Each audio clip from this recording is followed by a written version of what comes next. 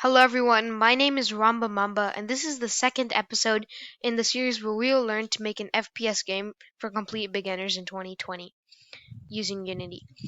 In this second episode we will learn to model a gun using Blender, which we downloaded in episode 0.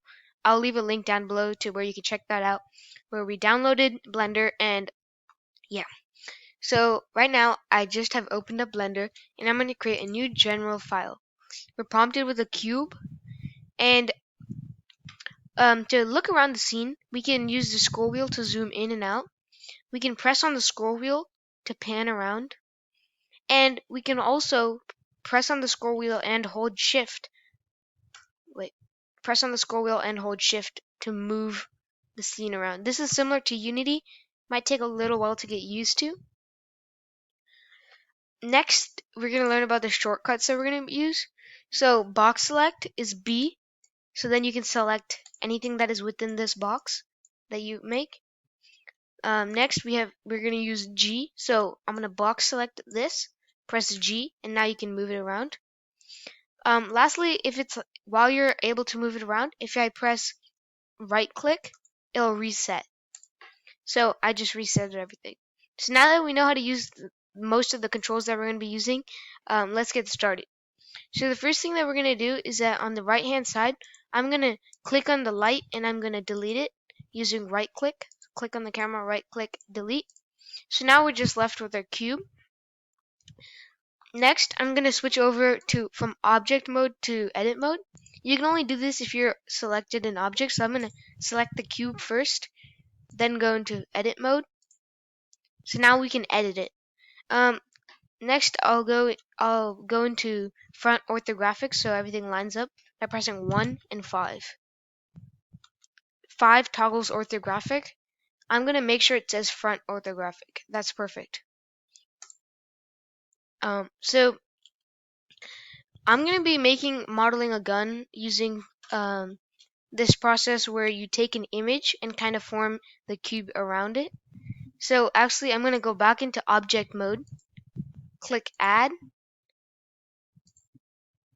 image, background image, and in my downloads I downloaded an image of a Glock. I will leave a link down in the description to this Glock that you can download. So once we have the Glock in our image, in our background, we can kind of use this cube and kind of model around it. So now again with the cube selected, I'm going to go back into edit mode. And in order to edit the vertices behind us, because right now we can only move the front vertices and not change the back ones, we need to use something called wireframe mode. So I'm going to hold Z and move to wireframe, move my mouse over and let go of Z. So now we can see through the cube, and also if I box select using B this vertice, I'm not only selecting the front vertice, but I'm also selecting the back vertice. So I'll select 1 to get back into the front orthographic mode and click away. So I'm going to start modeling our cube from here all the way up to here, and then I'll leave a space for this area, and we'll just model the gun from there. So first I'm going to box select everything. I'm going to grab it and I'm going to move it down to right about there. Shift mouse scroll button to kind of move around and then zoom in. Okay, so I'll box select this vertice, grab with G, and move it over right till about there. And then I'll box select this vertice, grab, move it right there, box select, grab, move it right there. Now you can see that these aren't really exactly lined up. So I'm going to add a loop cut, which gives us more vertices to play with and kind of move around. So pressing Control R, and we can move to our cube, and then we can use the scroll wheel to determine how many we want. So I'll do 5. Click on the left mouse button to confirm. Now we can move anywhere. I will move them right about there, so right around there is good. Right around there actually. And I'll left mouse button to click again to confirm. So now we can use these extra vertices and kind of drag them around this. So box select, grab, box select, box select, grab again. So I'm just going to be doing the inside part of it because I think this image is tilted a little. So I'll only do this part. Box select, grab, box select, grab.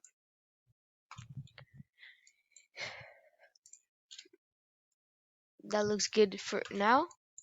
Again, in this episode, we'll be making a very basic gun. We're not going to be going into high poly, which means high vertices and many. So remember, we created 5 of these points so we could drag them. Well, professionals, they make like hundreds of these points so they can drag it exactly where they want it and make a very realistic gun. But for our case, we'll just use a couple of vertices and make it roughly exact. And yeah, that'll do for now. So I will box select, grab this one, maybe leave it right there, box select, maybe leave it right there. Perfect. So now we've reached the point where we run out of cube to kind of expand. So I'm gonna hold Z and move back to solid mode and let go of Z.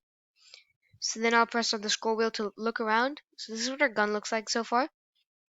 But I want to expand this face. So at the top I'll go to face select mode and I'll select this face, the top face. With that selected, I'll press back 1 and then now I can press E to extrude. I will extrude till right around here.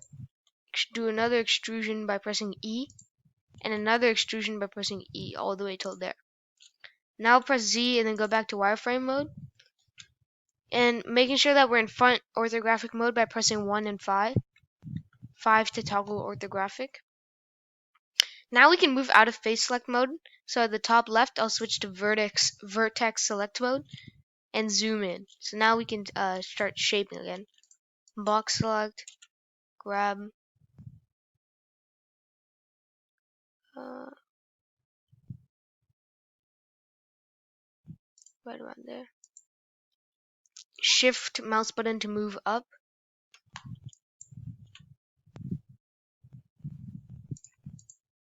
And now again we can add some loop cuts by pressing Control R, selecting what moving near where we want to be.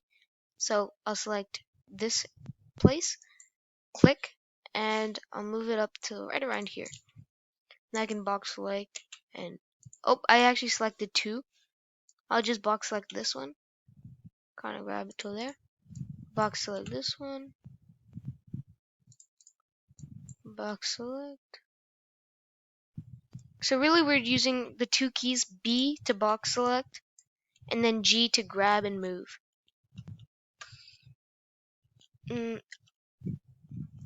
Now I think we can start shaping this area. So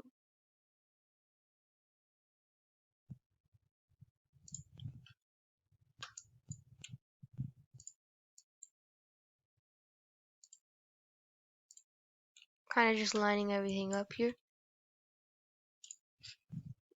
There you go. So now we can start shifting towards this area, kind of. So once again, I'm going to extrude this face and this face all the way to the end of the barrel. So I'll go to Z, hold Z, move to solid, let go, mouse button to look around, face select. This I'm going to click on this face, hold shift and select another one. Go back to 1. So actually we also need to extrude this one. So if I go back, while holding shift, I'll click on that face as well. Now if I press 1, I can press E to extrude and extrude all the way out to the tip of the gun. That looks good. Press Z wireframe and then make sure to go back into vertex select mode. I'll already add some couple of loop cuts. So right here I'll add 4 or 5 loop cuts and select left click to confirm, left click to confirm once again. So now I'll box select, grab,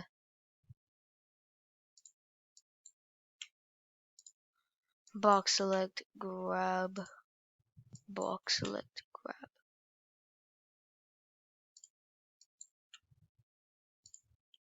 And I'm making sure that I have two vertices that line up to the tip of this, so we can connect our I don't know what's called, the holster or something.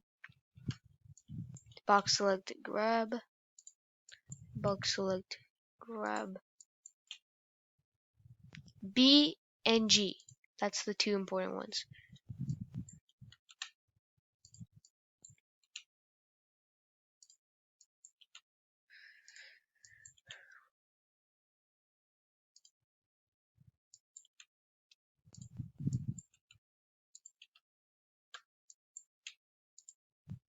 That looks fantastic to me. I won't be doing this tip and that tip just to save some time. So now we can get started with this part and also this trigger. So let's do the trigger first. And I also have this empty space right here that I need to fill out. So I'll actually box select, grab it and move it down. But you'll notice that it kind of gets uneven. So I'll use a loop cut and put it right there. Right around there, confirm. And then box select and move it. There you go.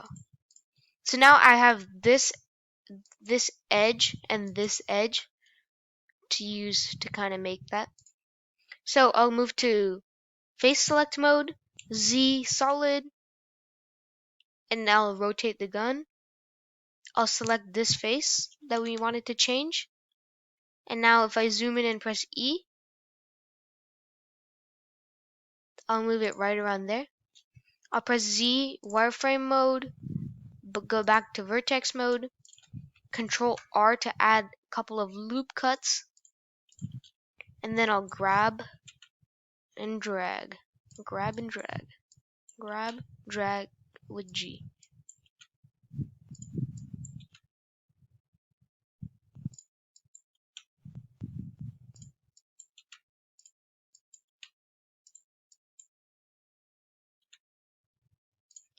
There you go. So now we got the trigger. Now we just need to make this little area. I don't really know what to call it. So I'm going to start right here. And I'm going to move back to solid mode by pressing Z and then going to solid. Then using the middle mouse button to look around. Face select mode, and I'll select this face, the face that we need to extrude. Press 1. And I'll extrude this a couple times so that we don't have to keep on going back and extruding. Because it's a curve, it's going to require a lot. Now I'll go back to vertex select mode and go to wireframe mode by pressing Z.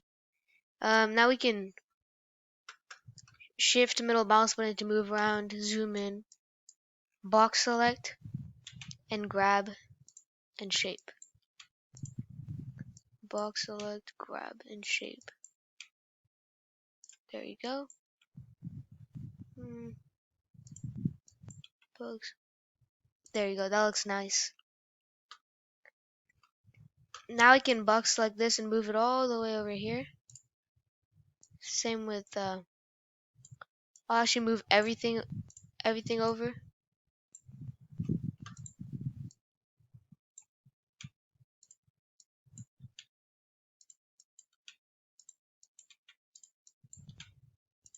Yeah. Now I'll move this one. Start making the curve up here. Move this all the way over here. Move that there. Move that there. Now I just need to kind of make a couple more extrusions all the way up to there. So Z solid, face select mode, middle mouse button, select this face, 1, E, and do not take it all the way up because I have a neat little trick. So now I'll go back into vertex mode, Z wireframe, grab, box select, grab, box select, grab, box select. And so now we're at the point where we kind of want to connect them. So I have this neat little trick. We can actually fill in the area between these two. So I'm going to go Z solid. And so also select, go to edge select. So we can select two edges and fill in the gap between them. So I'll select this edge, then holding shift, I'll select this edge. Now if I press F, it fills it in. So once again, I'll select this edge and the edge right above it. Press F to fill it in. This edge right here, the edge right above it, F to fill in. And then this edge, shift the top edge, F to fill in. There we go. We have our pistol. You might notice it's a little thick, so I'm gonna actually reduce the size. But first, I will from edit mode, I'll move to object mode, and then on the right hand side, you'll notice that we have this these properties. Make sure you're in the one that is orange and it's has the orange square around it. And on the scale Y, we can kind of reduce this to what we like. I'm going to reduce it to a little less than 0.3, 0.22. That seems too little to me. That seems pretty. Kind of your preference of how thick you want it. That looks perfect to me. 0.29 worked for me. And there we go. We have our pistol. So now I'm gonna save this. Control S, and you can save it wherever. You probably have a folder built in called Blender. I'll name it Pistol Gun Unity Project, and I'll save Blender file. So now we have our pistol modeled, and we can import it right into Unity. So I'll open up Unity Hub. I'll open up Unity Hub, and then I'll open up our project, FPS project. Okay, so Unity has booted up, and the first thing I'm going to do is I'm going to create a new folder by right-clicking in our Assets folder, create folder, and I'll name this Blender. I'll also create a new folder called create folder, and I'll call it scripts. I will drag our scripts into the scripts folder, and then I'm going to double click to open up our Blender folder, and then now we can right click, import new asset, and then you can find wherever you downloaded your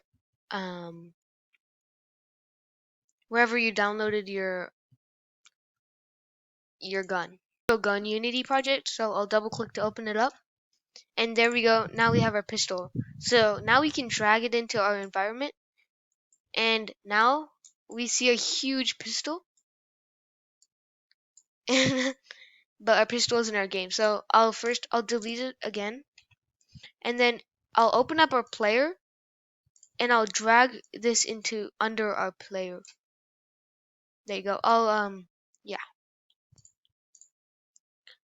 So I'll actually reduce the size to 0.3, 0.2 maybe, 0.2, and 0.2. And I'll also have to rotate it 90 degrees, negative 90 degrees in my case, so that it'll be visible from the camera. So now using W to open up the move tool, I'll move the pistol out, and I'm gonna click on the camera to see the camera preview,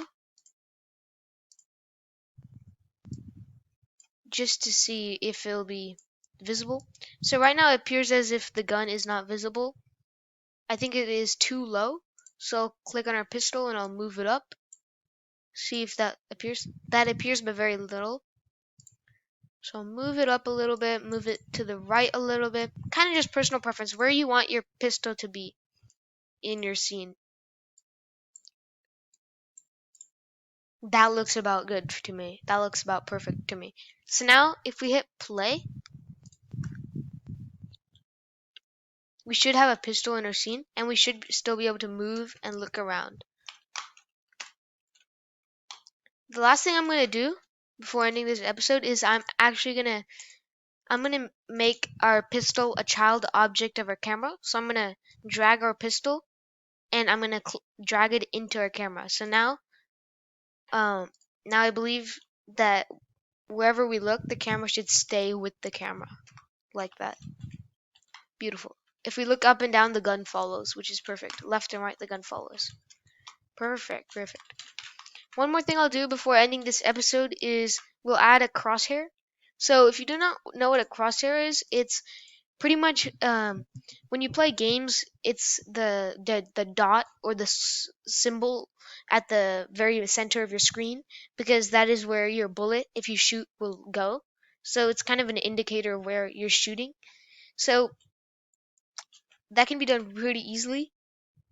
I'm just going to right click in our in our uh, in our hierarchy, create an empty object, and I'll call this UI elements. Since we're going to be creating a image of a dot, I'm going to just call it UI because that's what it's called, and I'll reset the position to 0, 0, 0. With this highlighted, I'll right click and create a UI, and then I'll create a image. So now it created as a canvas and an image. So this image I'll rename to crosshair. I'll click on this little square thingy, and we want this to be in the exact center. So I'm going to press Shift and Alt and double click on the center. It is already at that, I think.